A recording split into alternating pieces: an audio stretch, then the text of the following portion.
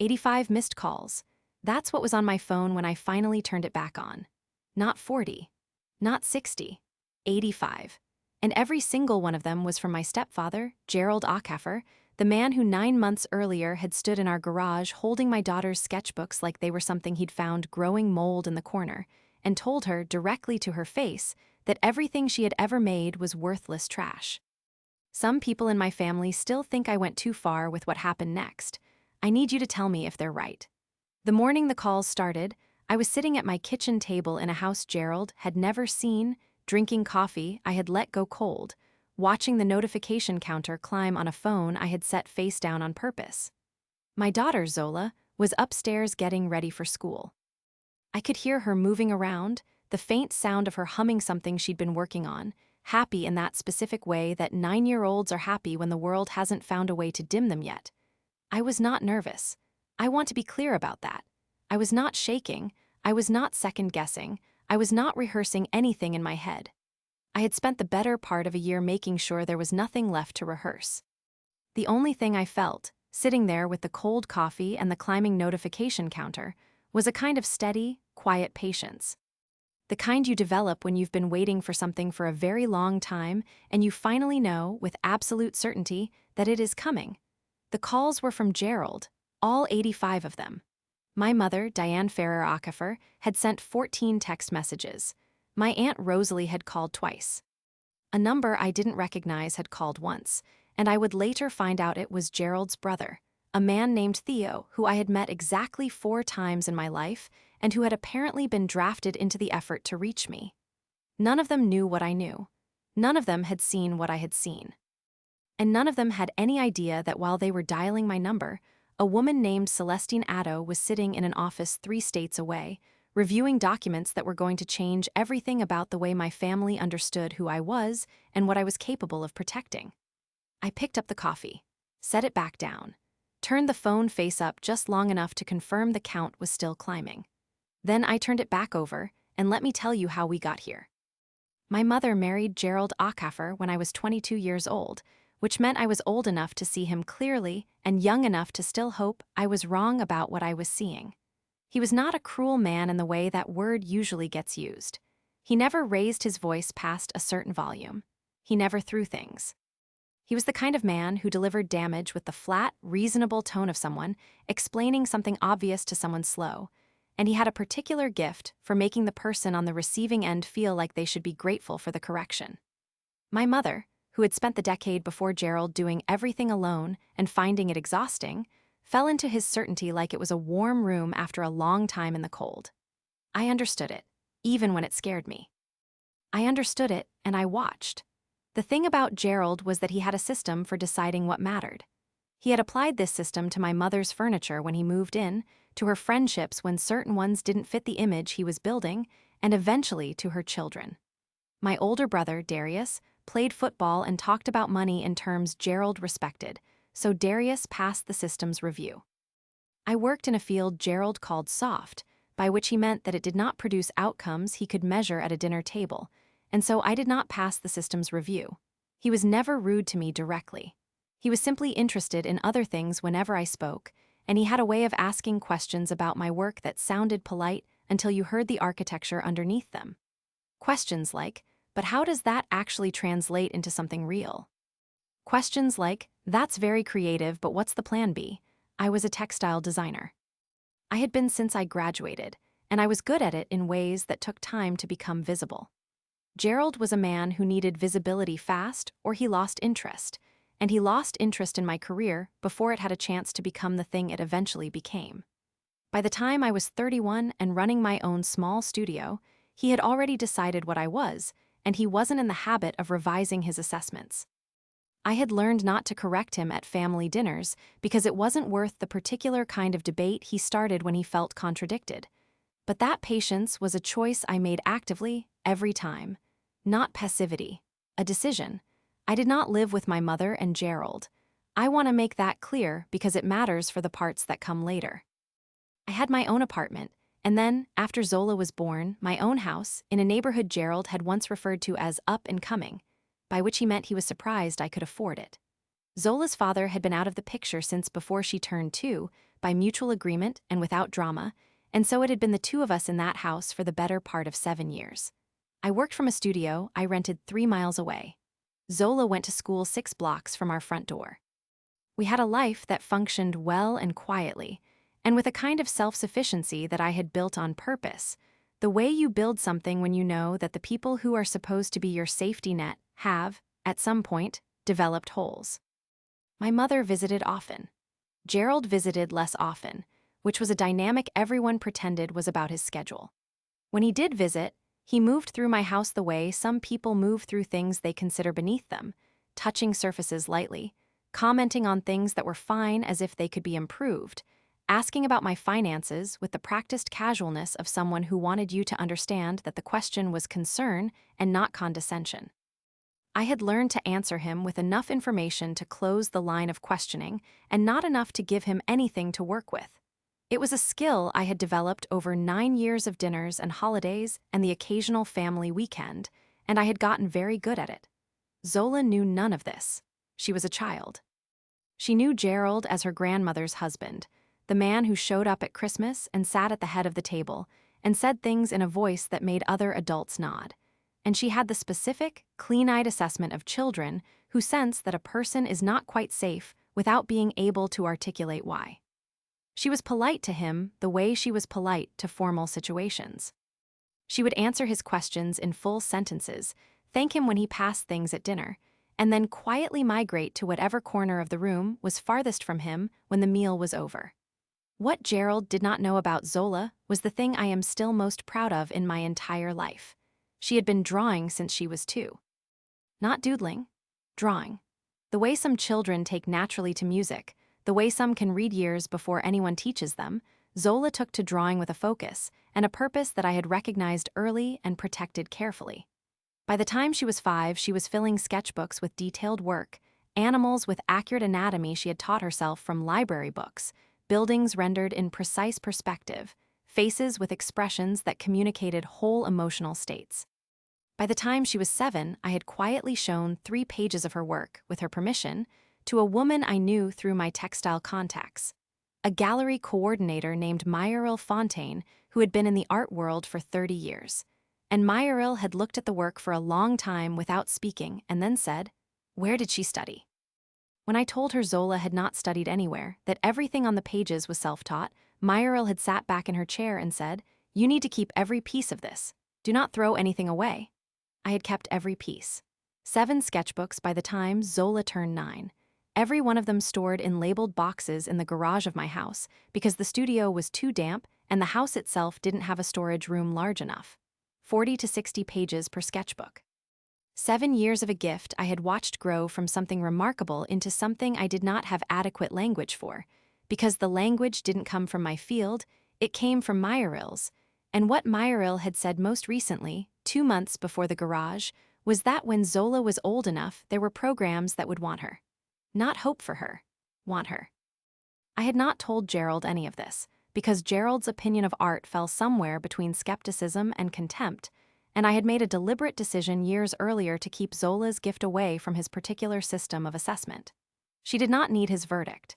She did not need his questions about Plan B, she needed space to become what she was already becoming, and my job was to make sure that space existed and stayed intact. I had protected it carefully for years. And then I made the mistake of letting him into my garage. It was a Saturday in October. I know it was a Saturday because Zola had her reading group that morning, and I had dropped her off and come back to find my mother and Gerald already in the driveway, my mother holding a casserole dish she had apparently brought as cover for the visit, Gerald in the khaki pants and polo shirt he wore on weekends when he wanted to seem casual but still correct. They had driven 90 minutes from their house. I had not been told they were coming. I want to be precise about what happened because the sequence matters. Gerald said he needed to use the bathroom. I let him in. My mother followed. While my mother set the casserole dish on the kitchen counter and started talking about something I have since completely forgotten, Gerald went, apparently, to the wrong door at the end of the hallway and ended up in the garage instead of the half-bath. This happens, the doors look the same from that angle. I did not think anything of it until I heard him come back into the kitchen and say, with the particular energy of a man who has found a project, Nadia, that garage is a disaster. His name for me was always Nadia, my full name, in a tone that made it sound like a correction even when it wasn't. I turned around. It's fine. There are boxes stacked against the entire back wall. You've got no floor space. He pulled out one of the kitchen chairs and sat down without being invited. You need to organize in there. I've got nothing on tomorrow. I can help you sort it. My mother looked at me with the expression she used when she wanted me to accept something gracefully. He's very good at organizing, she said, which was true in the specific way that people are good at things when they are mainly good at deciding that other people's versions of things are wrong. I said, the garage is organized the way I need it to be organized. Which was the truth. I knew exactly where every box was. Those sketchbooks taking up the whole second shelf, Gerald said. What's in those? I felt something tighten in my chest, not quite alarm. Something more like a warning signal that I registered and chose, incorrectly, not to act on immediately. Zola's drawings. He made the sound he made when he was about to deliver a verdict. How many are there? Enough. There must be 20 boxes back there. 7 sketchbooks, I said, in labeled boxes on the second shelf. He looked at my mother. 7 sketchbooks. The way he said it communicated that he had already decided this was excessive. I should have ended it there. I have replayed that kitchen moment many times in the months since, and every version ends with me saying, firmly and finally, Gerald, I'd like you to leave the garage as it is, and walking out of the kitchen to signal that the subject was closed. I know what I should have said. But my mother was looking at me with that expression, and I had spent 9 years managing these visits in a way that kept the temperature low enough that she didn't have to be in the middle of it, and so instead of ending it, I said, I'll sort it out next weekend, in the tone I used when I wanted to close a topic without a confrontation. Gerald said, I can do it now. My mother said, it would really help her, Gerald. To me, not to him. As if she was translating his offer into something I might accept if the framing was adjusted. I said, again, the garage is fine, I'll handle it. He said, Nadia, those sketchbooks are taking up room you need for actual storage. I'm not saying throw them out. I'm saying we reorganize. A pause. She's 9. She doesn't need 7 sketchbooks. If you have ever been counted out by someone who should have known better, who looked at something extraordinary and saw only clutter, you already know what that particular silence feels like. The silence where you know the only way to make them understand is to show them something they aren't ready to understand, and the showing would be a gift they don't deserve and an exposure you can't afford. I said, leave the garage alone, Gerald, quietly. Clearly, he put both hands flat on the table and stood up with the energy of a man who had decided to be magnanimous in the face of irrational resistance. I'll help you with the rest of it. The sketchbooks can stay if they mean that much to you. I looked at him for a moment. They're not mine. Right. He said it the way people say right when they mean they have already moved on from what you said. Let's at least clear the floor space. That's a safety issue. My mother touched my arm. Just let him help, sweetheart. I left the kitchen. I went upstairs and called Myril. She didn't pick up. I left a message that was shorter than it should have been because I had convinced myself the situation was under control, that I had drawn the line clearly enough that Gerald would hear the word no and file it under cases where Nadia had been unnecessarily territorial and move on. I was in my room for 11 minutes. I know because I checked my phone when I came back down, trying to calculate whether Myril might call back before they left. When I came back into the garage, the second shelf was empty. I stood in the doorway and looked at the empty shelf for what must have been 10 full seconds without saying anything. The boxes were not moved to another shelf. They were not stacked on the floor. They were not visible anywhere in the garage. I said, where are the boxes? Gerald was at the far end of the garage, reorganizing the tool wall, his back to me. Recycling bin, he said, with the same tone he used for everything, flat and reasonable.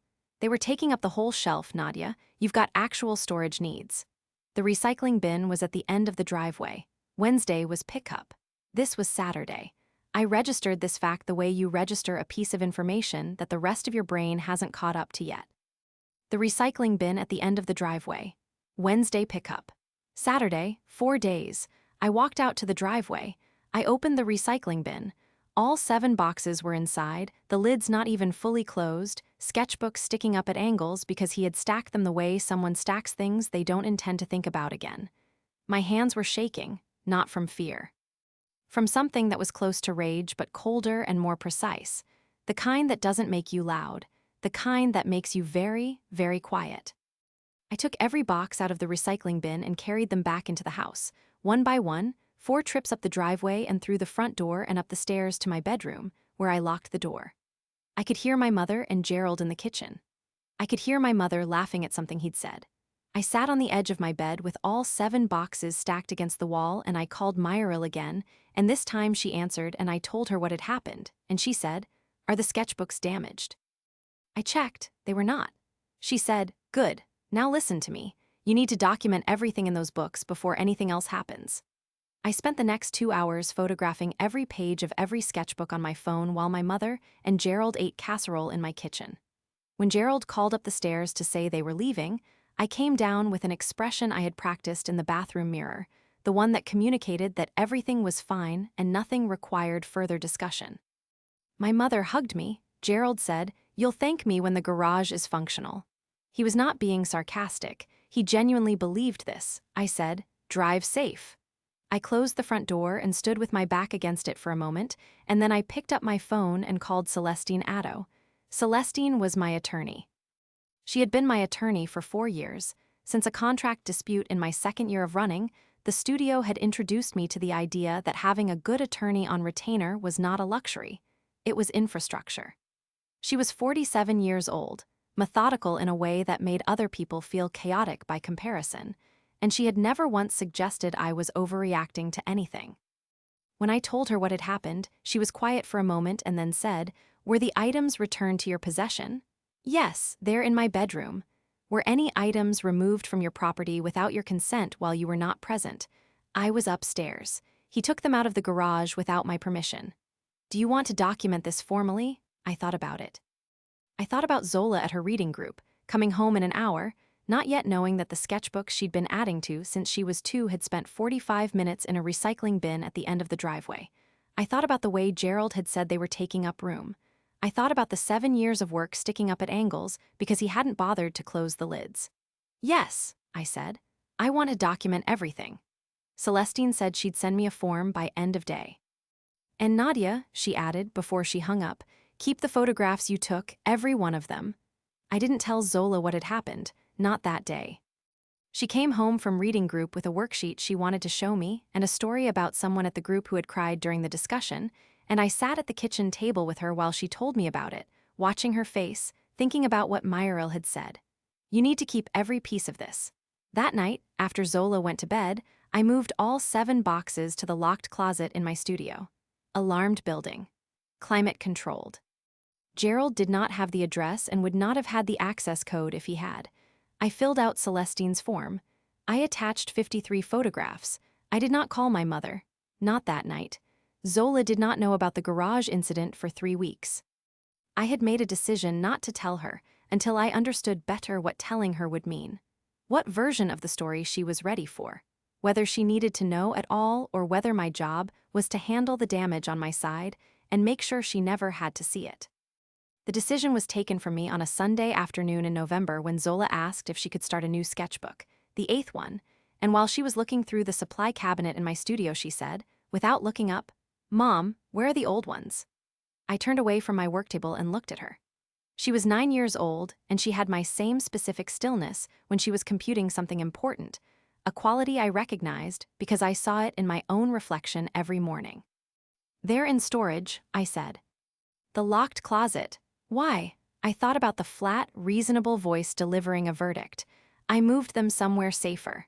She looked at me with the look she used when she knew I was giving her a reduced version of something. "Did something happen to them?" I set down what I was holding. I sat on the edge of the supply table, and I told her exactly what had happened, not all of it, not the part about Celestine or the documentation form, but the part about the boxes in the recycling bin and me carrying them back inside. She listened without interrupting, which was something she did when the information was serious. Her face went through several things I watched carefully. Then she said, "Did he look at them?" It took me a moment to understand what she was asking. Whether Gerald had opened the books, whether he had seen the work before he decided to throw it away. "I don't know," I said honestly. She thought about this for a moment. "That's worse," she said, "if he didn't even look at them." I said, "Yes." She was quiet. "Then, are they okay, the drawings?" "They're fine, all of them. Nothing was damaged. She nodded once, slowly, with the weight of someone processing the full meaning of a thing, and then she picked up the supply cabinet handle again and started looking for the new sketchbook. She didn't cry. She didn't ask about Gerald. She found the sketchbook, a fresh one, dark green cover, and she sat down at the drawing table and opened it to the first page. I watched her for a moment, the way she held the pencil. The way her eyes went somewhere internal before the lines began, accessing whatever private channel the work came from. I went back to my work table. I sent Myril a message that said, "I need to talk to you about next steps." Myril responded in 4 minutes, "I've been waiting for you to say that." What happened next is the part of this story that I have to tell carefully, because the timeline matters and I need you to understand the order in which things occurred. Gerald, apparently, had not been finished. 2 weeks after the garage on a Tuesday, I went to my studio at 8 in the morning and came home at 6 in the evening to find Zola already home from school, sitting at the kitchen table, not drawing. She had her hands flat on the table the way I do when I'm trying to be still. She looked up when I came in, and her expression was something I had not seen before on her face, a particular composite of things I did not have an immediate name for. "Grandma and Gerald were here," she said. I set my bag down. "When?" "After school, they were in the garage." My stomach went cold. The sketchbooks were at the studio. I had moved them. But there were other things in the garage, art supplies, materials, the large drawing table I had bought for Zola's birthday that didn't fit anywhere else, and a folder of printed reference images she had been collecting for a new series she was working on. "What did they do?" I asked. My voice was level. Zola's hands pressed flatter on the table. "Gerald said my drawing table was a safety hazard because it was blocking the side door. He moved it." A pause. "And he said things." I pulled out the chair across from her and sat down. "What did he say?" She looked at me steadily. She was 9. She had my stillness and her own particular gravity, and she said it the way someone says a thing they have been holding carefully since it happened. "He said my drawings were worthless. He said they were trash and a waste of time. He said that people who fill up rooms with art are people who can't face real life." Another pause, shorter. "He said you were enabling me." The cold in my stomach became something else. Something I am not going to name here because it doesn't have a clean name. It's the specific thing that happens to a mother when someone reaches past every defense she has constructed and says something directly to her child that was designed to diminish the most essential thing about them. I said, "Did Grandma hear him say this?" Zola's jaw shifted slightly. "She was there." I said, "Did she say anything?" A pause that lasted long enough to be its own answer. "She said maybe I could try soccer." I looked at my daughter for a moment. She had not cried. She was sitting with her hands flat on the table and her back straight, and her face doing the thing it did when she was deciding how to be, when she was taking a situation and finding its shape. She was 9 years old and she was sitting in her own kitchen deciding how to be after a man had told her that everything she was made of was worthless, and she was not breaking, and I have never been more proud of anyone in my life and more furious at the same time. I said, "Your drawings are not worthless." She said, "I know." And she said it the way she said it, not the defensive way, not the way that means I'm trying to believe you, but the flat, certain way that means the statement is a fact and she does not require outside verification. Then she smiled. It was a small smile, and it was not the smile of someone who was fine. It was the smile of someone who had already moved to the next calculation. She picked up her pencil and opened the green sketchbook on the table in front of her, and she started drawing. And I sat across from her and watched the lines begin to come. And I thought about Gerald's voice and the recycling bin and the folder of reference images and the specific words enabling me, and I picked up my phone under the table and sent Celestine a message. It said, "Can we talk tonight?" Celestine called me at 9:15 after Zola was asleep. I stood in the kitchen with the lights down and I told her everything, beginning with the drawing table and ending with enabling me. Celestine listened without interrupting, which was how she listened when she was building something. When I finished, she said, "He entered your property without your permission?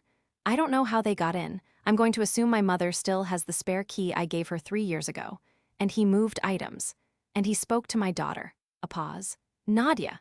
Her voice had the particular quality it had when she was about to tell me something I needed to hear clearly. "This is the second incident in 3 weeks, both involving your property and your child. You understand what that means in terms of what we can build?" I said, "Yes." She said, I need you to do something. Tomorrow, change the locks. Today, I need you to write down in exact words everything Gerald said to Zola with the time and date. Send it to me tonight, I said, already writing it. Good, a breath. And Nadia, the documentation from the first incident, you kept everything? Every photograph, the form, the timestamp. Perfect. A pause that felt like a room being prepared. Then we have what we need to start. I wrote the documentation and sent it at 10:47 that night. I changed the locks the following morning. I did not call my mother to tell her, and when she called me 2 days later, I told her calmly and without accusation that I had changed the locks for security reasons and would need the spare key returned. She said, Gerald was only trying to help. I said, I know you believe that. She said, Nadia, he's not the enemy. I said, I'll talk to you soon, Mom, and I ended the call. I sat down at my kitchen table and I opened my laptop and I started a document that I titled simply, Record. It had 2 entries so far. By the time I was done, it would have 11. 2 weeks after Zola's smile at the kitchen table, there was a knock at our front door on a Thursday evening at 6:43. I was in the kitchen starting dinner. Zola was in the living room with the green sketchbook. I heard the knock and Zola's footsteps going to the door, and I was about to call out to her to let me answer it. But before I could form the words, I heard the door open, and then I heard a woman's voice I didn't recognize. I came around the corner, drying my hands on a dish towel. The woman at the door was in her early 60s, with close-cut silver hair and the kind of bearing that comes from spending decades in rooms where things are assessed and valued. She was holding one of Zola's drawings. A single page, clearly torn from a sketchbook along the binding edge, the paper slightly worn at one corner. I recognized it from the 4th sketchbook. The detailed study of 3 horses Zola had done when she was 7 after we had visited a farm outside the city, and she had spent 40 minutes standing at the fence with her sketchbook. I looked at the page in the woman's hand, and I looked at the woman, and I said, Can I help you? She looked at me, then at Zola, then back at me. She said, Is this your daughter? I stepped forward. Who are you? She held out the drawing slightly, not offering it, displaying it. My name is Renya Mezaki. I'm a development director for the Hadley Institute. I found this in the recycling area at the Birchwood Community Center 2 weeks ago. There were several others, but this is the only one that was undamaged. She paused. I've been trying to find where it came from. I went very still. The Birchwood Community Center was 4 blocks from my mother's house, 90 minutes from where we were standing. Gerald had not put all the boxes in my recycling bin. Or Gerald had put them in my recycling bin, and someone had taken them, and they had ended up somewhere else. Or, in the weeks since the garage, Gerald had made a second trip to dispose of what he'd collected or what remained, and the Birchwood recycling had been the destination. I would find out exactly what happened later. What mattered in that moment was Renya Mezaki standing in my doorway holding the horse drawing and looking at Zola with an expression I recognized from the face of every person who had ever seen Zola's work for the first time. This child's gift is, she began. And Zola, from behind me, in the clear and specific voice of a 9-year-old who has been told her work is worthless and has already decided that verdict is wrong, said, Are the other ones okay? Renya Mezaki looked at her. Something shifted in her expression. She said carefully, Some of them. Zola looked at me. The green sketchbook was still in her hand. The new one, the one she had started the night she came home from school and sat with her hands flat on the table. I looked at Renya Mezaki. I looked at the horse drawing in her hand. I thought about Gerald's flat, reasonable voice saying trash and a waste of time and enabling me. I thought about 85 missed calls sitting on a phone I had turned face down on a kitchen table in a house he had never seen. I stepped back from the door and said, Please come in. Renya Mezaki sat at my kitchen table for 2 hours and 17 minutes, and by the time she left, everything I thought I understood about what Zola's work was worth had been restructured from the ground up. She was not a recruiter, exactly.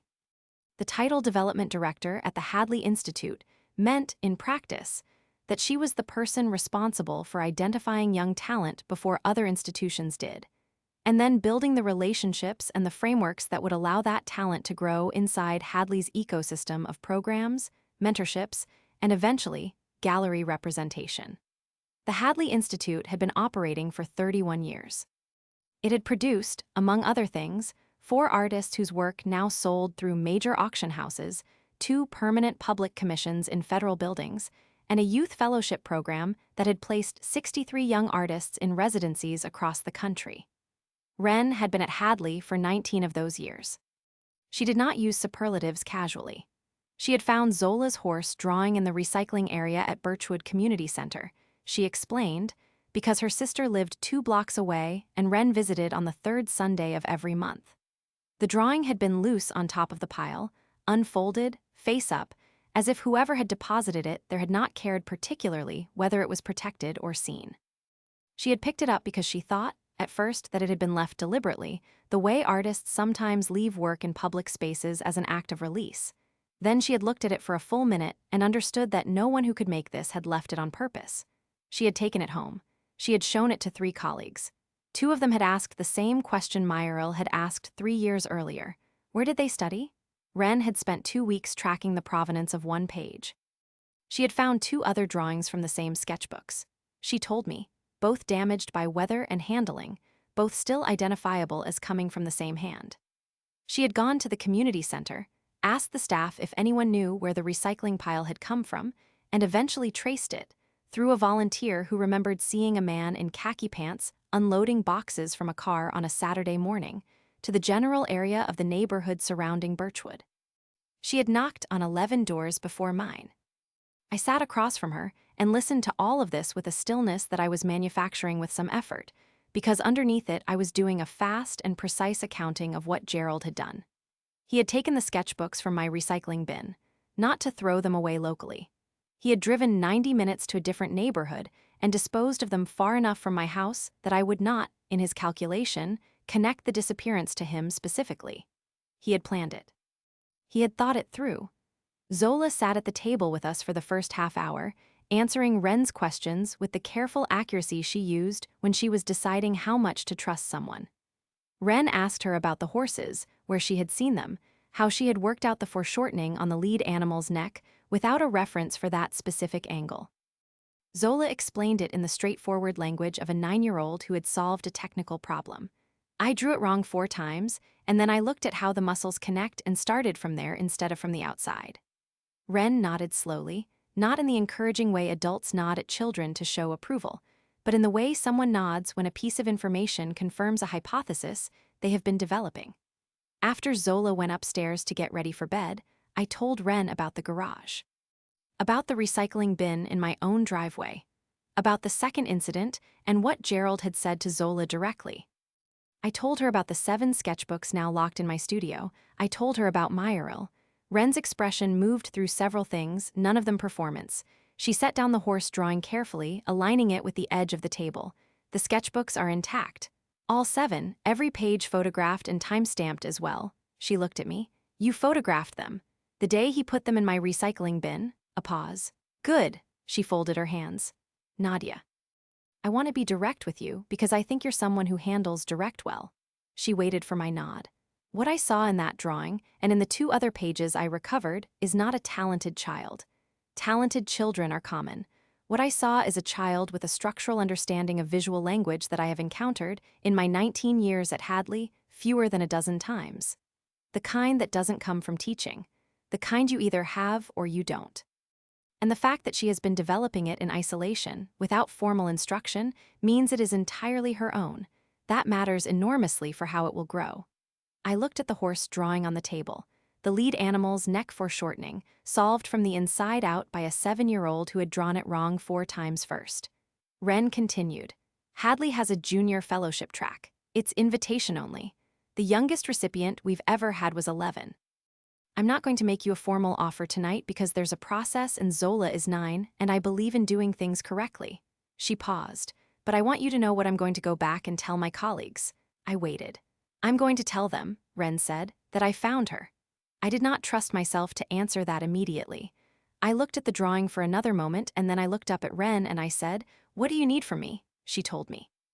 It was a list of steps, organized and specific, entirely manageable. Documentation of Zola's existing body of work, which I already had. A conversation with Meyerl Fontaine, who Wren knew by professional reputation and clearly respected. A preliminary portfolio review at Hadley's offices, which would require a trip and which Wren would arrange around our schedule. And patience, she said, because the junior fellowship track moved carefully and she did not want to rush a 9-year-old into a process that would benefit from being built correctly. I walked her to the door. She paused on the front step and turned back. The man who disposed of these. She was holding the horse drawing, which she had asked, with my permission, to keep as documentation of what she had found. Does he understand what he did? I thought about Gerald in the khaki pants, driving 90 minutes to drop boxes in a recycling area 2 blocks from his sister-in-law's house. The calculated distance. The flat, reasonable tone explaining that the sketchbooks were taking up room. No, I said. He really doesn't. Ren looked at me for a moment, then she said, he will. She walked down the front path and got into a dark blue sedan and drove away, and I stood on the front step in the November cold for a moment before going back inside, and I did not feel triumphant, and I did not feel relieved. What I felt was the thing you feel when a door opens that you didn't know was there, that you couldn't have planned for. That exists because someone took a drawing out of a recycling pile on a Sunday and decided to find out where it came from. I went upstairs. Zola's light was still on. I knocked and opened the door, and she was in bed with the green sketchbook propped on her knees, drawing. She looked up. I said, she works for a place that supports artists. She's going to help figure out what comes next for your work. Zola looked at me. The drawings she found, are they really ruined? 2 of them, the rest are safe. I have photographs of everything. She processed this with the same flat steadiness she used for hard information. Then, okay. She looked back at the sketchbook. I started a new series tonight. I looked at the page from the doorway. Even from across the room, I could see the ambition in the composition, the scope of whatever she was building. I said, what is it? Without looking up. Cities that never existed. I turned off her overhead light, leaving just the lamp by the bed, and I closed the door, and I stood in the hallway for a moment with my hand still on the door frame, and I thought, Gerald has no idea. He has absolutely no idea what he put in that recycling bin. I called Myril the following morning. She already knew about Ren Yamazaki. The art world at the level Myril operated in was smaller than it looked, and she had received a brief message from Ren the previous evening. She was already composing her response when I called. She's legitimate, Myril told me, which from Myril was the highest category of endorsement. She doesn't overcommit, and she doesn't perform enthusiasm. If she drove to your house over one drawing, she means everything she said. A pause, and then in a slightly different register. Nadia, this is the moment I told you was coming. It moved faster than I expected, but this is it, I said, because someone threw the drawings away. Myril was quiet for a moment. Yes, she said finally, because someone threw them away and a very good person found them. I sat with that for a moment. The specific, unlikely chain of events that had led to Ren Yamazaki's knock on my door, Gerald's calculation about the distance.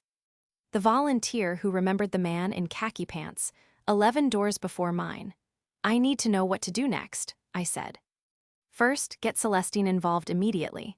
Not just for documentation of what Gerald did, but because if this moves the way I think it will, Zola is going to need a trust structure in place before any formal relationship with an institution begins. You want everything protective in position before there's anything to protect. She paused. Second, don't tell your family anything. Not yet. Not until you know exactly what you have. I said, I haven't told them anything. Good. Keep it that way. I called Celestine before noon. She listened to the Ren Yamazaki information with the same careful attention she used for everything, and then she said exactly what Myril had predicted she would say. We need to build a trust structure for Zola before any institutional relationship formalizes. I'll have a framework to you by the end of next week. In the meantime, I want to add the Yamazaki conversation to the record alongside the existing documentation. I said, why? Her voice was precise. Because the same person who disposed of the work is the reason the work was found. That's going to matter, Nadia. When the time comes, the full sequence needs to be in one place. I said, you're thinking ahead. I'm always thinking ahead. A brief pause. So are you. That's why you called me in October instead of waiting. She was right. I had been thinking ahead since the moment I stood in the garage doorway looking at an empty shelf. What I had not anticipated was the shape the future would take. I had imagined the future in terms of protection. Protecting the sketchbooks, protecting Zola from Gerald's particular system of assessment, protecting my own clear-eyed understanding of what my daughter was against the flat, reasonable voice that called things worthless. I had not imagined that the protection itself would become the architecture of something larger. But Celestine was already building it, and Myril was already in motion. And Ren Yamazaki had driven to my door because of a drawing that Gerald had tried to erase, and I was beginning to understand that the thing I had been carefully, quietly protecting for 7 years, was no longer small enough to fit inside a garage. The trust structure took 6 weeks to finalize. Celestine brought in a specialist named Domingo Reyes, who worked exclusively with creative estates and intellectual property belonging to developing artists. He was 61 years old, unhurried in a way that suggested he had seen every possible version of the situation he was being asked to address. And he spoke to me across a conference table in Celestine's office building with the specific gravity of someone whose language had been legal for so long it had become his natural register. "Everything Zola has produced is already hers," he told me. "Our job is to make sure the legal architecture matches that reality before anyone with institutional interest formalizes a relationship. Because once money enters the frame, the architecture matters enormously." He looked at his notes. "The documentation you have from October is valuable. The photographs, the incident report, the timeline of recovery. It establishes a chain of custody for the existing body of work that will be difficult to contest." I said, "Why would anyone contest it?" Domingo looked at me over the edge of his notes. "You'd be surprised what people find to contest when the numbers become significant." I thought about Gerald, the flat, reasonable voice explaining that the sketchbooks were taking up room. "No," I said, "I wouldn't." He nodded once, with the minimal acknowledgement of someone who had just had a hypothesis confirmed. "The trust is structured so that you serve as trustee until Zola reaches 25. All decisions regarding her work, its representation, its licensing, any institutional relationships, go through you as trustee.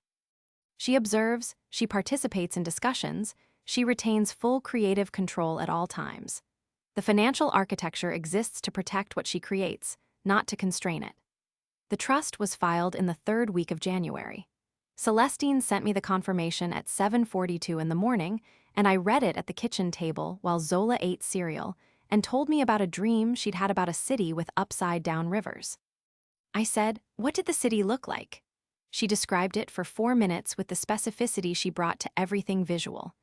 The way the rivers ran along the undersides of bridges, the color of the light where the water caught it from below, the buildings that had been designed around the assumption of falling water rather than flowing. I sat with my coffee and listened and thought about Domingo Reyes saying the architecture matters enormously, and I thought that the architecture Zola was describing over her cereal bowl was more interesting than anything in his conference room, and also that I was very glad his conference room existed. The portfolio review at Hadley happened in February, on a Tuesday, a 6-hour train ride each way.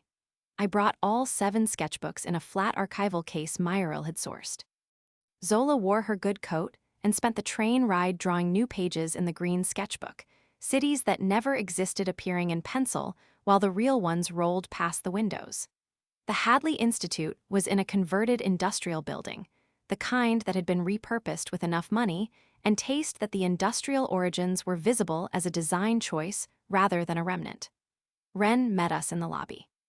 She introduced us to 2 colleagues, a curriculum director named Soojin Park, who spoke to Zola about her process with the serious attention of one professional addressing another, and a gallery director named Abena Aik, who had the particular quiet of someone who spends his days looking at things very carefully.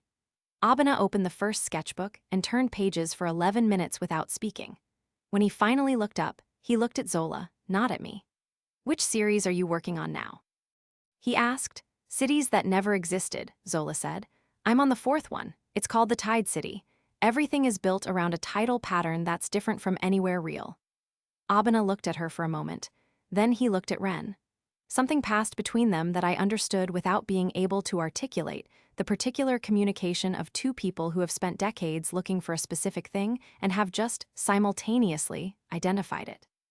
The formal conversation about the junior fellowship track happened with Ren and Soojin in a conference room, while Zola worked at a drawing table in an adjacent room that Soojin had quietly stocked with the exact materials Zola had mentioned using during their earlier conversation. Through the glass partition, I could see Zola at the table, completely absorbed, the good coat hung over the back of the chair, already building something. Ren set a folder on the table. The Junior Fellowship is an 18-month program with optional extension. It includes mentorship, access to Hadley's facilities and archive, and 4 annual evaluations with our faculty review board. There's no cost to Zola or to you. There is a small stipend which goes directly to the trust. She paused. We've expedited the process given the circumstances. Normally we'd take 6 months on this decision. We took 3 weeks. I said, I understand. Sujin leaned forward slightly. Nadia, I've been at Hadley for 12 years. We have not made a junior fellowship offer to a 9-year-old in the history of this program. She was not being dramatic. She was being precise. I want you to understand the weight of that, not so that you feel pressure, but so that you understand what we're saying. I looked through the glass partition at my daughter, drawing a city that had never existed, her pencil moving with the certainty of someone who knows exactly what they're looking for. I said, I understand completely. I told no one in my family. My mother called every 2 weeks with the regularity of someone maintaining a relationship they were not entirely sure how to repair, and every 2 weeks I talked to her about Zola's school, the weather, her garden, and the minor logistics of our lives, and I said nothing about Wren or Hadley or Domingo Reyes or the trust. Gerald was rarely mentioned directly. When he was, my mother's voice adopted a particular careful neutrality, as if she were handling something fragile. I let her handle it. I did not make it easier or harder. The first close call happened in March, at a Sunday dinner my mother hosted with what she called the immediate family, which meant herself, Gerald, my brother Darius, his wife Kezia, and their 2 children, plus Zola and me. Darius worked in commercial real estate and had Gerald's respect in the particular way that men respect other men who speak their language, and dinners at my mother's house had a stable geometry. Gerald and Darius held the table center, my mother managed the kitchen and the transitions between subjects. Kezia participated warmly and watched everything, and I sat with Zola and occupied a position at the table's edge that was never uncomfortable enough to justify not coming and never central enough to require full engagement. Zola had brought the green sketchbook, which she always brought. She had eaten quickly and retreated to the corner of the dining room with it while the adults moved into the extended portion of the meal, the part that was mostly about Gerald and Darius discussing deals and properties and the specific numerical language they used to signal membership in a category. Gerald looked over at Zola. Still drawing. It was not a question. It was the opening move of a category of statement that I had become expert at recognizing and redirecting before it could develop momentum. I said, she's working on a new series. She's been very focused. What series? Kezia asked, with genuine interest. Kezia had always been curious about Zola's work in the way of someone who appreciated things they couldn't do themselves. Zola looked up. Cities that never existed. This one is called the Tide City.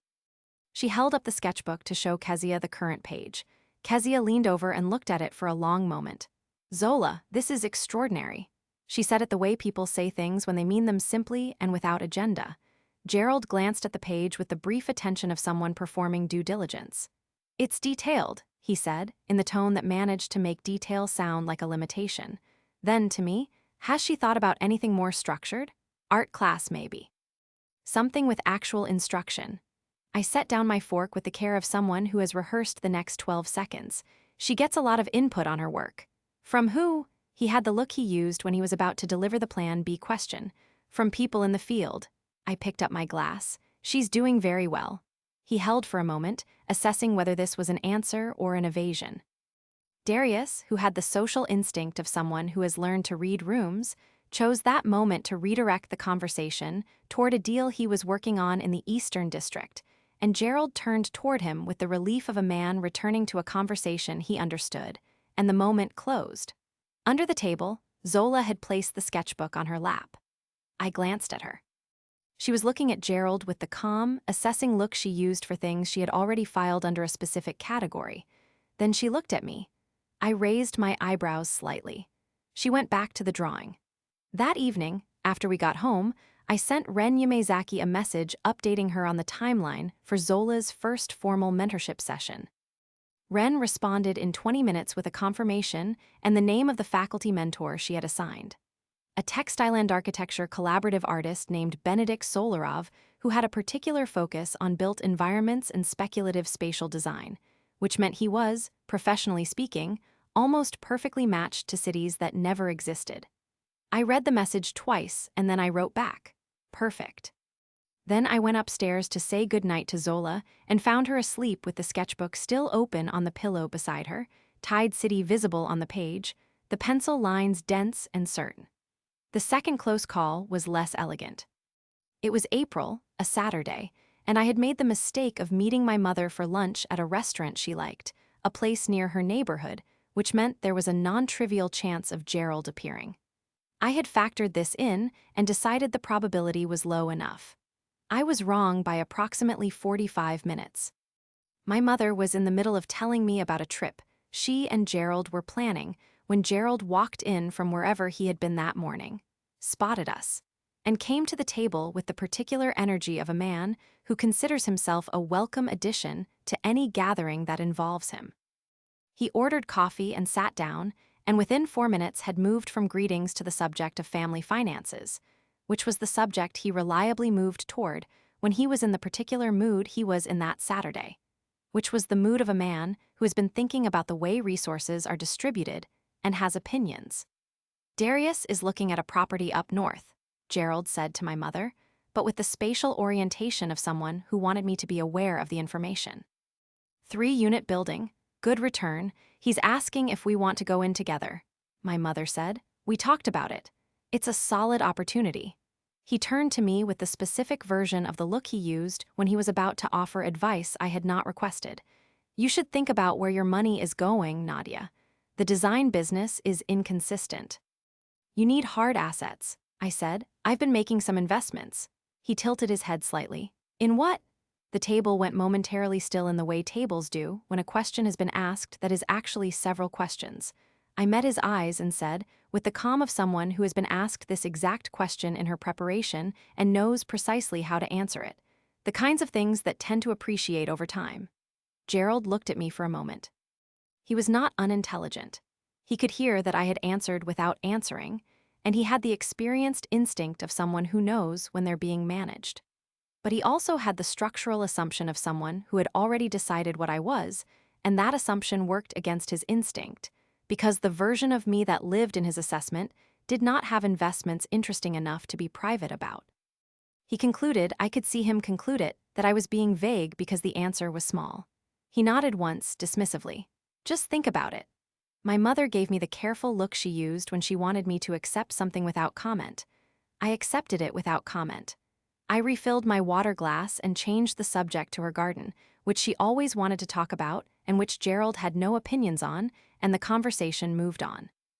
That afternoon, I met with Domingo Reyes for our quarterly review of the trust structure, and at the end of the meeting, he updated me on the current valuation framework he was building for Zola's existing body of work, which was the number that would appear, in the future, in documents that Gerald would eventually read. I listened to him outline the methodology. The number was not small. I drove home with the windows down, the late April air coming through, thinking about the word appreciate. The third close call was in June, and it was the one that came closest. My brother Darius called me on a Wednesday evening with the specific tone he used when he was the appointed representative of a family consensus. He and I had a functional relationship built on mutual respect for each other's separateness, which meant that when he called with that tone, I paid attention, because it was rare. Gerald's been asking questions, he said, skipping the preamble. I was at my studio. I set down what I was working on. What kind of questions? About Zola, about what's happening with her art stuff. He paused. He said something about an institution, a foundation that someone told him Zola was involved with. He wanted to know if you'd gotten her into something without telling the family. Everything in me went very still. I said, who told him about an institution? He didn't say. He might have heard something through Mom. You know how things travel. Darius was quiet for a moment. I'm not asking you to explain yourself, Nadia. I'm telling you because I thought you'd want to know he's asking. I said, thank you. And I meant it without qualification. After I hung up, I sat for a moment and ran through the possible vectors. My mother knew nothing. I had said nothing to her. Myril was not a talker. Celestine and Domingo were bound by professional discretion. Ren Yumezaki and her colleagues at Hadley were formal professionals who had no connection to my family. Zola herself was 9 years old and had been, as far as I knew, entirely discreet because she understood intuitively that the work was ours and not Gerald's. The most likely vector was simpler than any of those.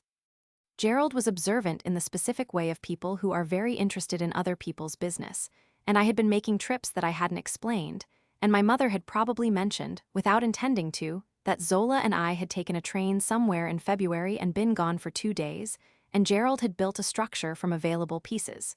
He didn't have enough. He had the shape of something without the content. I called Celestine that night. I told her what Darius had told me. She was quiet for a moment, and then she said, "Is there anything in writing anywhere that connects your family to any of this?" "Nothing." "Is there anyone in your family who knows the specifics?" "No one." Another pause. "Then he has suspicion." Not information. Her voice had the particular quality it had when she was examining a situation from all angles simultaneously. "But Nadia, if he's asking now, he'll keep asking. We should move the timeline." I said, "What timeline?" "The timeline for the formal announcement." She let me sit with that for a moment. "The trust is filed. The fellowship is active. The documentation of what he did is complete. The valuation framework Domingo is building will be finished in 6 weeks. If we wait for everything to be perfect, we wait until he finds out on his own terms, on his timeline, possibly in a way we haven't prepared for." A breath. "We should choose our moment." I said, "When?" She said, "End of summer. Your mother's birthday is in August, yes." It was. My mother turned 62 in August, and she hosted a dinner every year for it. The extended family gathered in the way she loved, the table set with the good dishes, everyone present, everyone accounted for. Gerald at the head of the table, Darius and Kezia, my Aunt Rosalie, who drove from 3 hours away for this dinner every year without exception. I said, "Yes." Celestine said, "Then we have 8 weeks. I'll have everything ready." I sat in my studio after I hung up in the quiet of the building after hours, thinking about Gerald asking questions, the shape of something without the content, the available pieces he was building from. 8 weeks. I thought about Zola at the drawing table in Hadley's building, her good coat on the back of the chair, already building something that Gerald had tried to put in a recycling bin, and a woman named Wren had driven through 11 houses to find. I thought about cities that never existed, rendered in pencil by a 9-year-old who started from the inside out when the outside was wrong, who drew it wrong 4 times, and then figured out where the muscles connected. I thought about 85 missed calls on a phone I had set face down on purpose, and I thought about the dinner table in August, and Gerald's voice asking questions about things he didn't yet understand, and I thought, 8 weeks is exactly enough time. In the 3rd week of July, Domingo Reyes sent me the completed valuation framework for Zola's body of work, including the trust documentation, the provenance record, the incident reports, and the Hadley Fellowship Agreement. He called me the morning after to walk me through the summary page. His voice had the particular quality it had when numbers had resolved into something definitive. "The existing body of work," he told me, "conservatively valued at current emerging artist rates and adjusted for the Hadley institutional relationship and the documented provenance chain, represents an asset value of $460,000. I sat with that number for a moment. "That's the conservative figure," Domingo said. "With the fellowship active and assuming Zola continues developing at her current rate, Meyeril and Abena both independently projected a 5-year value closer to $1.2 million. Potentially more, depending on how the cities series develops." I said, "And the trust holds all of it. Every piece, every photograph, every document. The incident records from October and November are part of the provenance chain now, which means the story of how the work was protected is part of the legal value of the work itself." A pause. "Whoever tried to destroy this did the opposite of what they intended." I looked out the studio window. July light, long and flat. Somewhere in this building, in a locked climate-controlled closet, 7 sketchbooks sat in labeled archival boxes, every page intact, every drawing accounted for.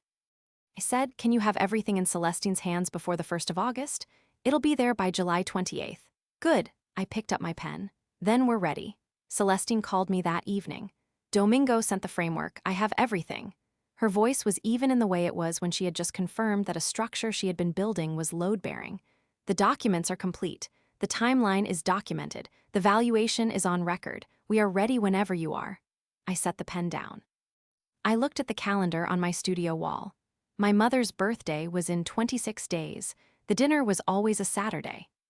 26 days from that moment, Gerald Ackhafer was going to sit at the head of my mother's table with his flat, reasonable voice and his system for deciding what mattered, surrounded by every person in my family who had ever nodded along when he delivered his verdicts, and everything he thought he knew about what my daughter was worth and what I had been quietly building was going to come apart in one room, in front of everyone. With Celestine's completed documents and Domingo's numbers and Ren Yamezaki's name, and one drawing of 3 horses that a woman had rescued from a recycling pile at the Birchwood Community Center, because she recognized, from a single page, that something extraordinary had been thrown away. Gerald had spent 8 months asking questions about things he couldn't quite see the shape of, and in 26 days, he was going to get every answer at once. And there was nothing left to prepare and nothing left to build, and the only thing left to do was wait for the Saturday in August when my mother's good dishes would be out, and every seat at the table would be filled, and the man who had told my daughter that everything she made was worthless was going to discover, in front of his entire family. Exactly what worthless looks like when you get the number wrong. I want to know if you would have said what I said next, because I still think about it. The Saturday of my mother's birthday dinner arrived the way August Saturdays arrive in that part of the state, heavy and bright, the kind of heat that makes everything feel slightly slowed, like the air has weight. I had been awake since 5:30, not from anxiety, from the specific alertness that comes when something you have been building for a long time is finally the right size to use. Zola had spent the night at my mother's house, something she did occasionally, something my mother loved and that I had always been careful to protect as a separate relationship, the grandmother and grandchild kind that existed independent of everything else. My mother had picked her up Friday afternoon and called me at 8 that night to tell me Zola had eaten 2 helpings of the rice dish she liked and had fallen asleep on the couch watching a nature documentary about birds. I had listened to this with the specific tenderness of someone who knows that the warmth of that call exists alongside and entirely separate from what was coming the next evening. I drove to my mother's house alone. Celestine had sent a messenger with the documents the previous morning, a sealed envelope that was now in the flat leather portfolio I had carried into exactly 3 professional settings in my life, and which I set on the passenger seat with the deliberateness of someone placing something where they will not forget it. I had called Ren Yamezaki on Thursday. She had been calm and specific as she always was. "You don't need me there," she told me. "The documents speak, Domingo's valuation speaks. My name is on the fellowship agreement and on the letter of institutional relationship. That's enough." A pause. "But call me after." I said I would. I had called Myril on Friday morning. She had said simply, "It's time." And then, after a beat, "She drew a city on the train, Nadia, on the way to Hadley. She drew it wrong the first time and fixed it from the inside, and then it was extraordinary. Remember that today." I remembered it the whole drive. My mother's house was a large colonial on a corner lot that she had lived in for 23 years, first alone after my father left, then with us, then with Gerald after the marriage. It had a dining room that seated 14 if you used both leaves of the table, and my mother used both leaves for her birthday every year. The good dishes were already out when I arrived, visible through the dining room window as I pulled up.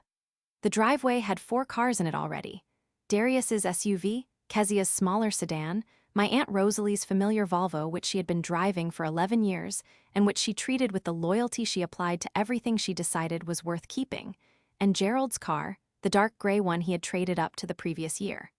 I was the last to arrive, which I had planned.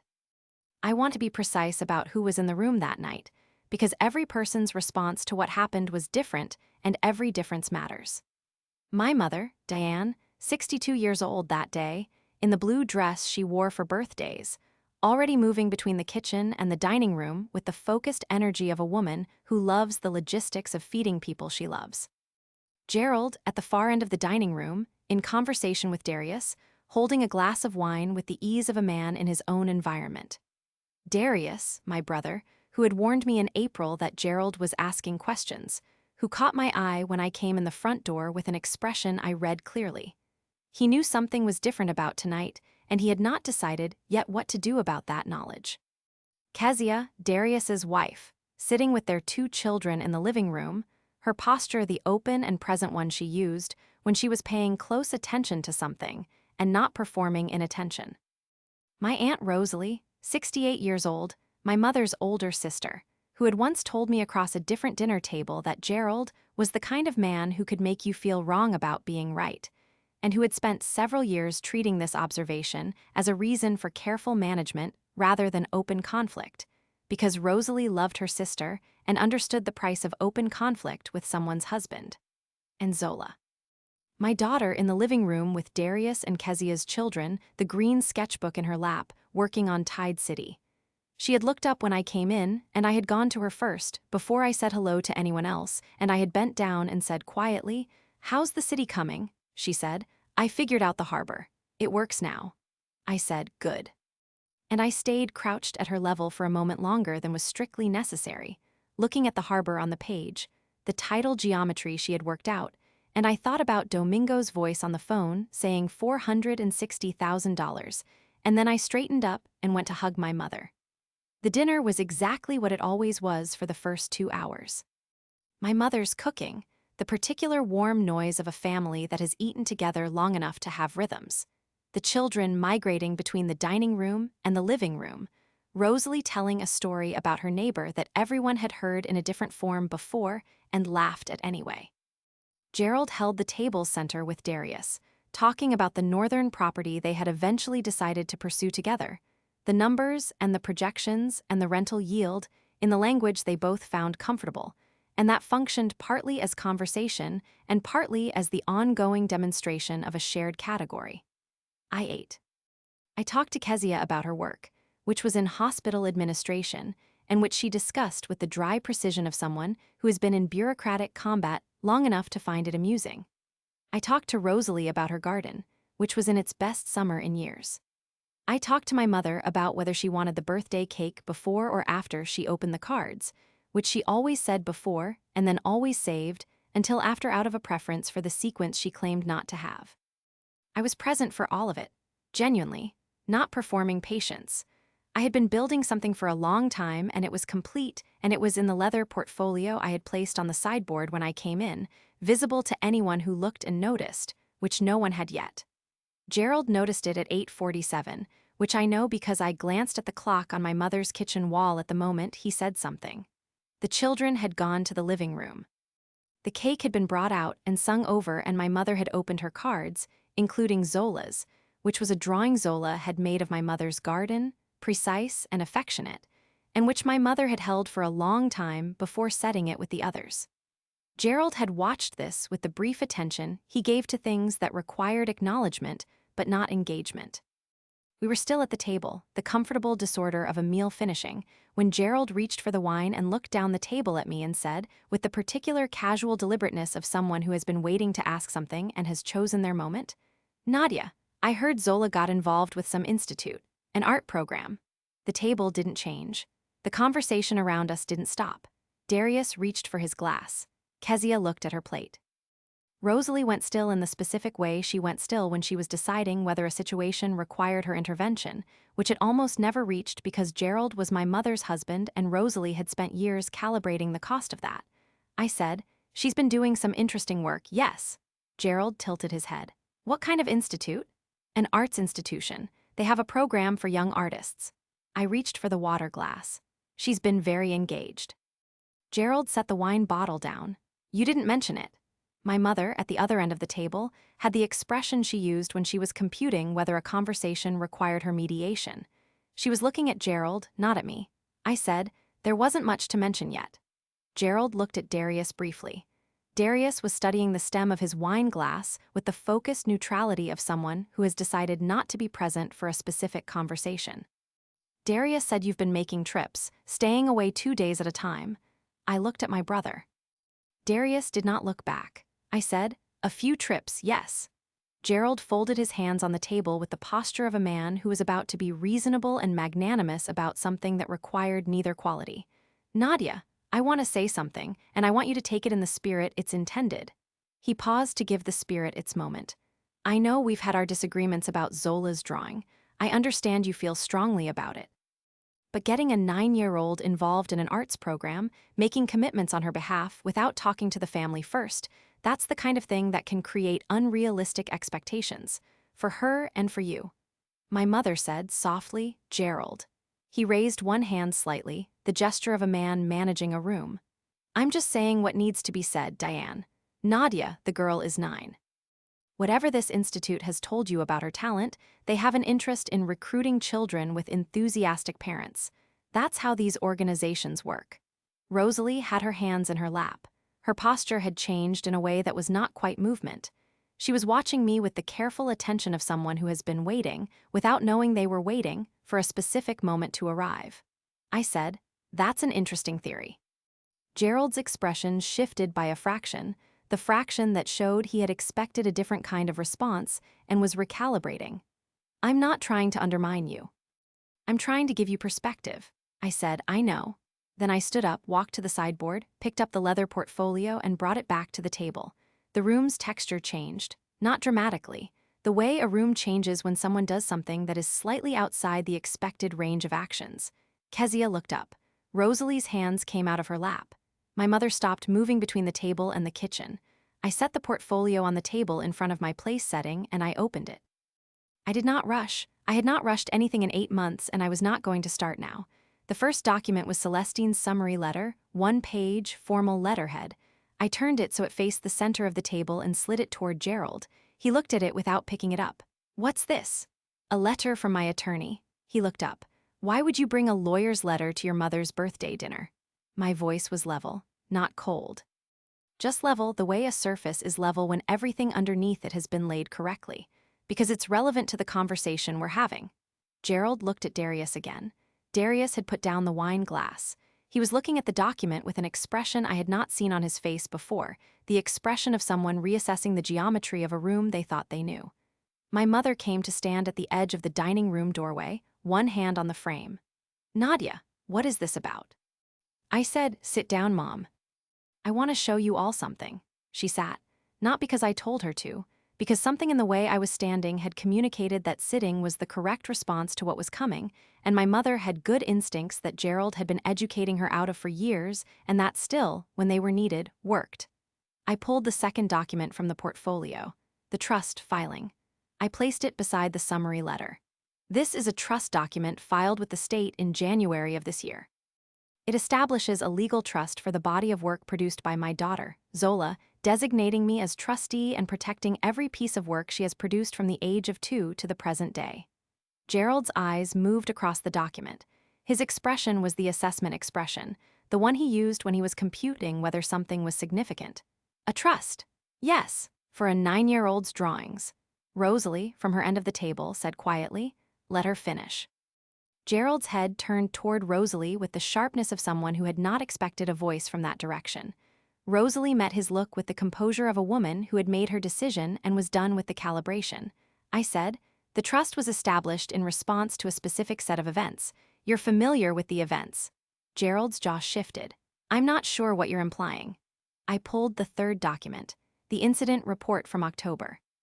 My own documentation, Celestine's formal record, the 53 photographs referenced by file number at the bottom of the page. I placed it on the table. October 15th. You entered my garage without permission, removed 7 archival boxes containing Zola's complete body of work from her birth through age 9, and deposited them in the recycling bin at the end of my driveway. I have the documentation here, including photographs of every page of every sketchbook taken that same day, time-stamped, on file with my attorney. The table was very still. Gerald's face had moved through something and arrived at controlled. "I was reorganizing. You said the garage was disorganized." My voice did not change. "I said the garage was fine and asked you to leave it alone. I said it 3 times. You were being unreasonable about a bunch of old sketchbooks." Kezia, who had not spoken, set her fork down with a sound that was quiet but had a quality of punctuation. I said, "There's a second incident documented. November 3rd. You entered my property using a key that had been given to my mother for emergency purposes. You moved items in my garage without permission, and you spoke to my daughter directly. I have the exact words in the record." My mother made a sound, not a word, a sound. Gerald said, "I was trying to help." The reasonable tone, the flat certainty of it, but underneath that certainty something had developed a crack, a hairline thing, not visible but audible in the consonants. I said, "You told a 9-year-old her work was worthless. You told her it was trash and a waste of time." I kept my voice entirely even. That is in the documentation, in her words and mine, filed the same day. Darius leaned back from the table by about 2 inches. It was not a dramatic movement. It was the movement of a man creating physical distance from a position he had been adjacent to. Gerald looked at my mother. "Deanne." My mother's hands were flat on the tablecloth. Her face was doing something I had not seen it do before, the specific expression of a person who has been arranging information into one shape for a long time and is now receiving information that will not fit that shape regardless of how it is turned. She was looking at the documents on the table. Not at Gerald, not at me, at the documents. I said, "Mom," she looked up. "I need you to hear the rest of this. If you have watched someone you love choose in real time between two versions of the truth, one that is comfortable and one that is not, you know the specific quality of the silence that follows a sentence like that. You know what it costs to hold steady through it." She looked at me for a long moment, and then she nodded once, the small, careful nod of a woman deciding to be brave about something, and I reached into the portfolio. The fourth document was the Hadley Fellowship Agreement. I placed it on the table. Gerald looked at it. "What is this?" "This is a junior fellowship agreement between my daughter and the Hadley Institute, one of the most established arts institutions in the country." I let that land for exactly one breath. Zola is the youngest recipient of this fellowship in the program's 31-year history. The offer was made by Renya Maizaki, the Institute's development director, after she recovered one of Zola's drawings from a recycling area at the Birchwood Community Center. My mother's breath came out audibly. She understood the geography. She knew where Birchwood was. She knew where Gerald's sister-in-law lived. Gerald said, "That's not what happened with those boxes." His voice had lost something, not the volume.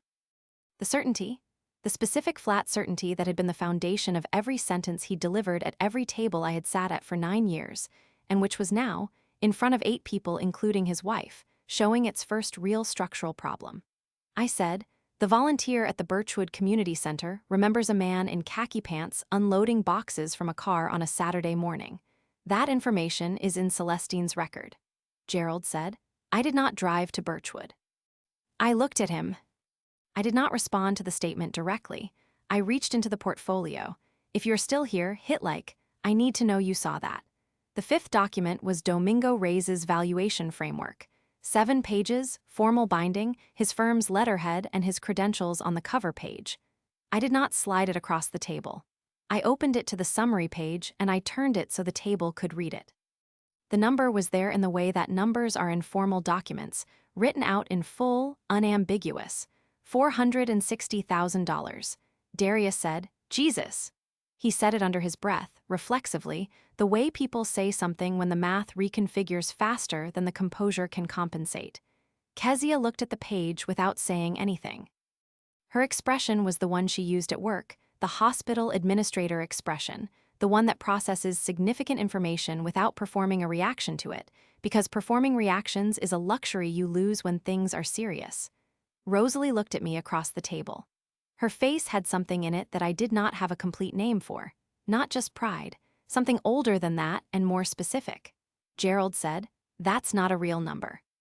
I said, "It was prepared by Domingo Reyes, a specialist in creative estates and intellectual property, in consultation with Myril Fontaine and Abena Ape of the Hadley Institute.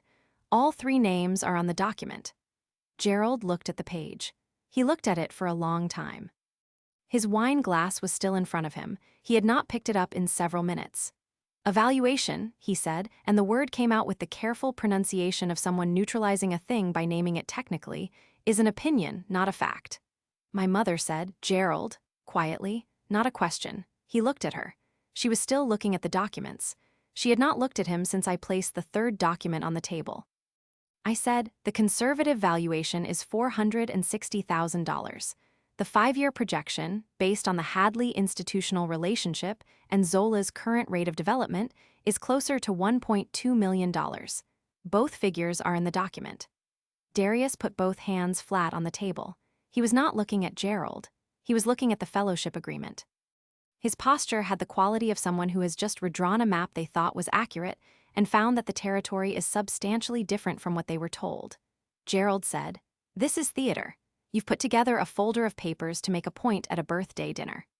His tone had shifted again. The reasonableness was still in the architecture of it, but it was load-bearing differently now, the way a structure is load-bearing differently when something has been removed from the foundation. What he was doing was the thing he did when the system produced a result he hadn't anticipated. He widened the frame until the result looked small again. Theater. A folder of papers, a birthday dinner. If he could make it small enough, he could resume the geometry. I said, I didn't choose this dinner to make a point, Gerald. You asked me directly at this table in front of my family about an institution you've been investigating for 3 months. I answered you. Rosalie said from her end of the table in the voice she used when she had decided. She answered you with documents. Gerald looked at Rosalie. Rosalie looked back at him with the calm of a 68-year-old woman who has been careful for years and has just, tonight, decided she's done being careful. Gerald said, Rosalie, this is between Nadia and… Rosalie said, the folder is on the table, Gerald. The numbers are on the page. I'm looking at them the same as everyone else. My mother said, how did Ren Yamazaki find our address? The question was directed at me. Her voice was level in the specific way it was level when she was asking something that required a real answer, and she had decided to stop waiting for the real answer to arrive on its own. I said, she knocked on 11 doors. She found a volunteer who remembered someone unloading boxes. She traced it to the neighborhood. My mother turned to Gerald, not with anger, something more precise than anger. You drove to Birchwood. Gerald said, Diane, answer me. The table was very quiet. Not the absence of sound, there was still the ambient noise of a summer evening, a car outside, the distant sound of the children in the living room, Zola's voice saying something to one of Darius's kids. But the table had a specific quality of stillness, the kind that arrives when everyone present has understood simultaneously that something has become irreversible. Gerald said, I was trying to help you, both of you. His voice had arrived at a different register, the register underneath the flat certainty, the one that was older and less polished, and for the first time in 9 years, slightly uncertain of its welcome. Nadia has been pouring resources into this drawing fixation for years, and nobody in this family was willing to say what needed to be said. A child needs direction. A child needs Gerald. My mother's voice cut through with the cleanness of something that had been prepared over time without being announced. Stop, he stopped. She looked at the documents on the table. She looked at the fellowship agreement, at the Hadley Institute letterhead, at the summary page of the valuation with its number written out in full. She was quiet for a moment. When she spoke, her voice had the quality it had when she was saying something she had been holding for a while and had decided to stop holding. You threw away my granddaughter's work, Gerald said. It was in a recycling bin. It was already. You threw it away. She looked at him. And then you drove it somewhere so she wouldn't find it. Kezia stood up quietly and went to the living room doorway, where she positioned herself in a way that was not dramatic but was entirely deliberate, the kind of positioning that meant she was creating a soft boundary between the dining room and wherever Zola was. I had not asked her to do this. She had done it because she understood what was needed. I noted it with the specific gratitude of a mother. Darius said to no one in particular, how long have you known about the Hadley thing? I said, since February. He looked at the fellowship agreement again. And the trust? Since January. He was quiet for a moment, then, and you've known since November. He was not asking. He was confirming the timeline, lining up the sequence, the way he lined up sequences in deals when he needed to understand the full structure. Since he went to the house the second time. Yes. Darius said to Gerald, in the voice he used when he had arrived at a position and was done moving. You went to her house without telling anyone. Twice. Gerald said, Darius, I'm not asking. Darius's voice was the voice of a man who has grown up in the same household as Gerald's authority and has just, at this table, quietly and permanently revised his relationship to it. I'm telling you that I know the sequence now. Gerald looked around the table. He looked at my mother, who was looking at the documents. He looked at Rosalie, who was looking at him with the expression of someone who has waited a long time to see something and is now seeing it and is not going to pretend otherwise. He looked at Darius, who had turned to look at the far wall with the stillness of a man who has made his calculation. He looked at Kezia in the doorway. He did not look at me. He had stopped looking at me some time ago. He said, I think this has been blown significantly out of proportion. Nobody answered. The silence had a texture. It was not uncomfortable for everyone in the room equally. For Rosalie, it seemed close to satisfying. For Darius, it seemed like the settling of something structural. For my mother, it seemed like weight, the specific weight of a thing you have been not seeing for a long time and are now seeing and cannot unsee, and the weight is real and you are going to have to carry it, and you know it. For Gerald, it seemed like the first time in 9 years that a room full of people who were supposed to be on his side had looked at a table covered in documents and decided, one by one, that the documents were more reliable than he was. I looked at him across the table. He was staring at the valuation page, at the number written out in full, and his face had an expression I had not seen on it before. Not embarrassment. Not remorse. Something more private and harder to name. The expression of a man whose system has produced a result he cannot explain away, who is realizing for the first time that the category he had placed someone in was wrong, not slightly wrong, catastrophically wrong, wrong in a way that the documents on the table were going to make available for everyone to see for as long as they lived. I had one more thing to say. I said, "I want to talk about what you told my daughter." Gerald looked up from the valuation page. His expression had the quality of someone who has been processing a significant recalibration and has not yet finished it, and who did not want to be interrupted in the middle. I said, "Not the garage, not the Birchwood Community Center, not the documents." I kept my voice at the same level it had been for the last 40 minutes, the level that required no effort because it was not coming from emotion, it was coming from something older and more structural than emotion. "I want to talk about what you said to her face, in November, in my kitchen," Gerald said. "Children need honest feedback."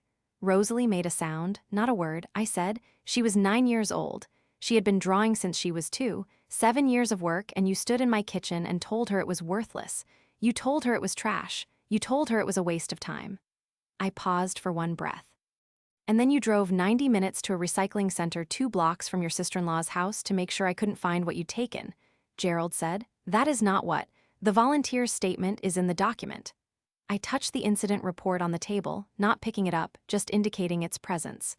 "Celestine has the statement, the date, the description, the time." Gerald looked at my mother. My mother was looking at her hands on the tablecloth. I pulled the last document from the portfolio. It was a single page, not a formal filing, not a legal record. It was a letter from Ren Yamazaki, written on Hadley letterhead, addressed to whom it may concern, dated the previous Tuesday. I had asked Ren to write it because I had anticipated this moment, the moment when Gerald would say that the valuation was an opinion, that the fellowship was theater, that the documents were a folder of papers assembled for effect, and I had wanted something that was none of those things. Something that was simply a person's account of what they had found and what it meant. I placed the letter in the center of the table where everyone could see it. I said, "Ren Yamazaki has been in her field for 19 years. She has developed talent for 31 years at Hadley. She wrote this letter 3 days ago. I'd like you to read the last paragraph." Nobody moved for a moment. Then Darius reached forward and turned the letter so he could read it. His eyes moved down the page and stopped. He read the last paragraph twice. I could tell because his eyes tracked back to the beginning of it. He turned the letter so Kezia could read it from where she was standing in the doorway. She leaned forward slightly and read. Her expression did not perform anything.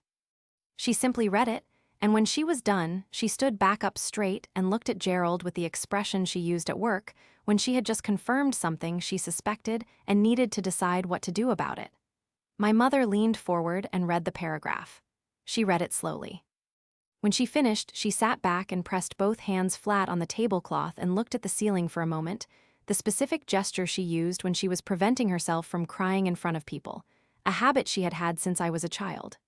Rosalie picked up the letter, read the paragraph, set the letter down, and said, quietly and with complete clarity, "Gerald, you need to answer for this." Gerald said, "Rosalie, I don't think you," Rosalie said. "I'm not asking for your opinion on my right to speak." Her voice did not rise. It had the quality it had when she had fully committed to something and was no longer managing the temperature. "You stood in that child's kitchen and told her she was worthless. Then you drove her work to a recycling center and left it there. And you have been sitting at this table for 8 months asking questions about an institution you heard rumors about, trying to find out if Nadia had done something you could challenge, when the thing you actually did is sitting in a legal document with your name attached to it."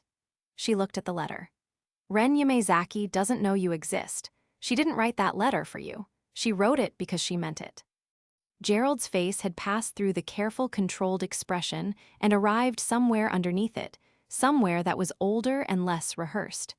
The crack that had been in the consonants earlier had widened, not into collapse, into exposure. The specific exposure of a person whose operating assumption that other people's things were available to his assessment and his management and his system of deciding what mattered had just been formally and completely contradicted by 9 documents and 6 people around a table with the good dishes out. He said, "I made a mistake." The table was quiet. He said it again, slightly differently, as if the first time had been practice. "I made a mistake with the boxes. I understand that." My mother said, without heat, without drama, in the voice she used when she had arrived somewhere she had not known she was traveling to, "You told my granddaughter her drawings were worthless, Gerald, while I was in the same room." She was looking at him directly.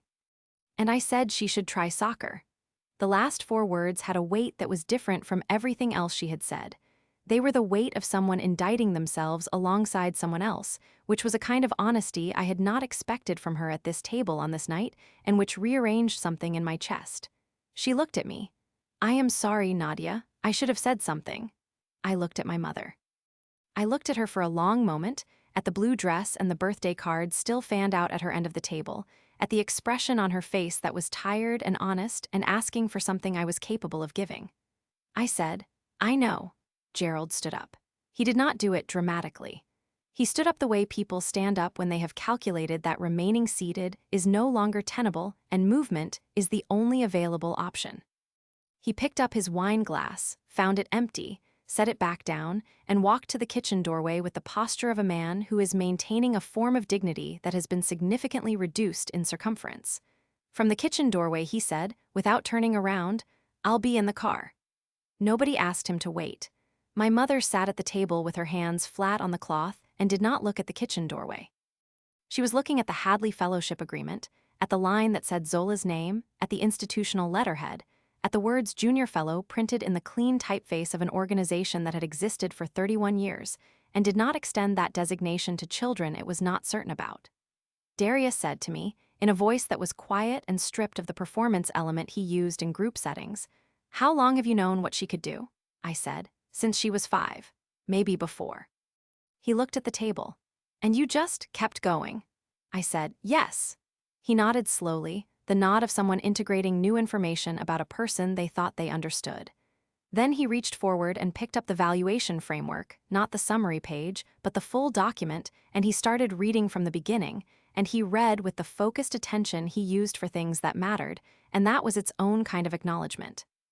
Zola came into the dining room 20 minutes later, when the table had settled into a different kind of quiet, the kind that comes after a significant weather event when the sky is clear again and everyone is taking stock. She came in with the green sketchbook under her arm and looked at the documents spread across the table with the assessing look she used for things she was computing. She looked at me. "Is it done?" I said. "Most of it." She looked at the Hadley Fellowship Agreement, which was still visible on the table. She had seen it before in my studio when I had shown her what it meant and asked her if she wanted to go forward. She looked at it the way she looked at things she had already filed and did not need to re-examine. Then she looked at my mother. My mother opened her arms, and Zola crossed the room and sat beside her, and my mother put her arm around Zola and looked at the sketchbook and said, "Can I see what you've been working on tonight?" Zola opened it to the Tide City page, the harbor she had solved, the tidal geometry rendered in pencil with the precision of someone who starts from the inside out. My mother looked at it for a long time, her arm around Zola's shoulders, in the particular silence of someone seeing something clearly for the first time after a long time of not seeing. She said, "It's beautiful, sweetheart." Zola said, "Thanks, the harbor was the hard part." I had to figure out which way the tide was going before the buildings made sense. My mother looked at the harbor. She looked at the buildings arranged around the logic of water rather than the logic of land.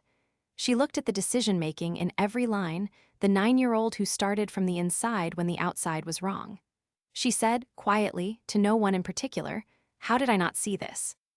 Zola looked up at her with the direct, uncomplicated gaze of a child who does not yet know how to be diplomatic about honest questions. "You saw it," she said. "You kept the birthday card." My mother laughed. It was sudden and real, and it broke something open in the room that needed breaking, and I looked at the two of them at the end of the table, and Darius looked up from the valuation document, and Kezia, from the doorway, smiled with one side of her mouth in the private way she smiled when something was genuinely, unexpectedly good. My hands had stopped gripping the edge of the portfolio. I had not noticed I was holding it that tightly. I set it down on the table and let out a breath I had been managing since I walked in the front door. Gerald did not stay for the drive home that night.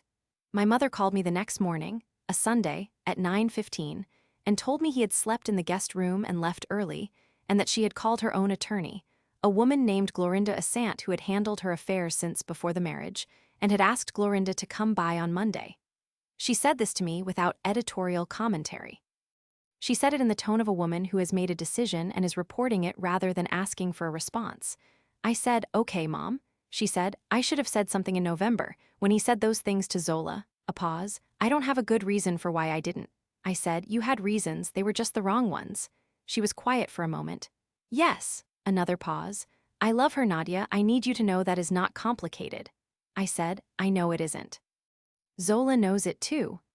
Celestine filed the formal complaint with the district attorney's office the following week, on a Thursday, covering 2 counts of unlawful entry and 1 count of theft of personal property, which in our state, given the documented value of the items taken, qualified as a felony.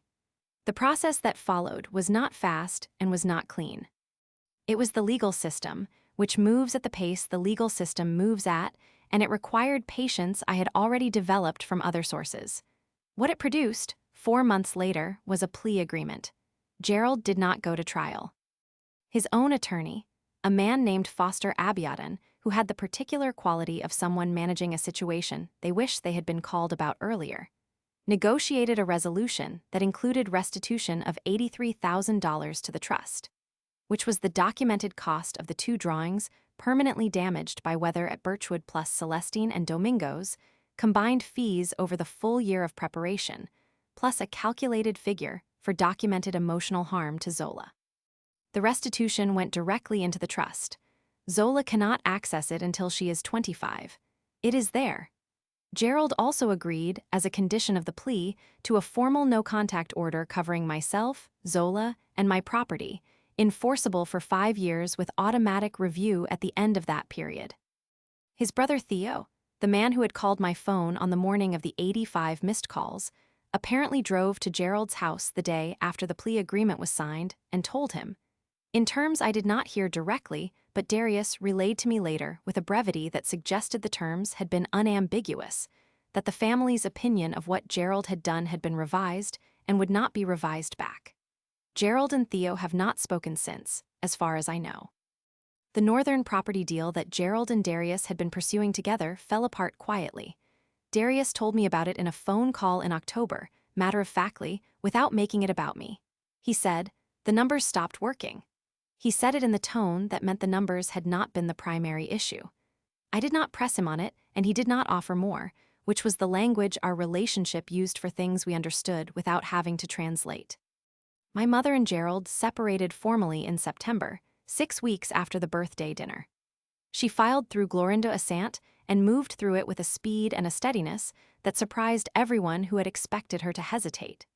She told me, when I called to check on her, that she had been thinking about it for longer than she had admitted to herself, and that the birthday dinner had not been the reason so much as the moment she stopped having a reason not to. She has Zola every other weekend now, by our own arrangement, no formal document needed. She makes the rice dish Zola likes. She keeps the birthday card drawing in a frame on the wall of her study, the one Zola made of her garden, precise and affectionate. She has started asking Zola questions about the Cities series with the specific curiosity of someone learning a new language, and Zola explains it to her with the patience of someone who is pleased to have a student. It is February now. Zola is 10. She is in her 2nd semester of the Hadley Junior Fellowship, and Benedict Solarov, her faculty mentor, told me at the last quarterly review that the Cities series had developed into something he considered, in his careful professional language, genuinely unprecedented for the age. The Tide City has grown to 43 pages. There are 3 other cities now, one built around perpetual fog, one built around a river that runs both directions simultaneously, one that exists only at night and whose buildings are designed to disappear in daylight. She works on them at the drawing table in my studio on the afternoons she spends there with me, humming, moving between cities the way some people move between thoughts, with the ease of someone who knows the territory. The trust holds $460,000 plus $83,000 in restitution, conservatively. Domingo reviews it quarterly. I do not think about the numbers as numbers. I think about them as infrastructure, the same way I think about Celestine and the trust document and the locked climate-controlled closet where 7 archival boxes live in labeled order. The architecture that exists so what's inside it can grow without being afraid. The thing I come back to, when I think about the year between October and the following February, is not the dinner table, or the documents, or the moment Gerald's voice lost its specific flat certainty for the first time. What I come back to is Zola at the kitchen table in November, her hands flat on the cloth, telling me what he had said, and then picking up her pencil and opening the green sketchbook to the first blank page. She did not wait to be told she was allowed to keep going. She just kept going. I watched her do it and I thought, she already knew. She knew before Wren knocked on the door and before the fellowship letter and before any document with any number on it. She knew the way she knew which way the tide was going before the buildings made sense. My job was just to make sure the architecture was there when the world caught up to what she already understood about herself. It was. My mother says I should have talked to Gerald privately first, before the dinner. That putting the documents on the table in front of the whole family was humiliation rather than accountability. She doesn't say it often or with much force, and I think she says it more from the habit of fairness than from conviction. But she says it, I've thought about it more than once. So I'll ask you, was she right? Should I have handled it privately, or did Gerald earn exactly what happened at that table? Tell me in the comments.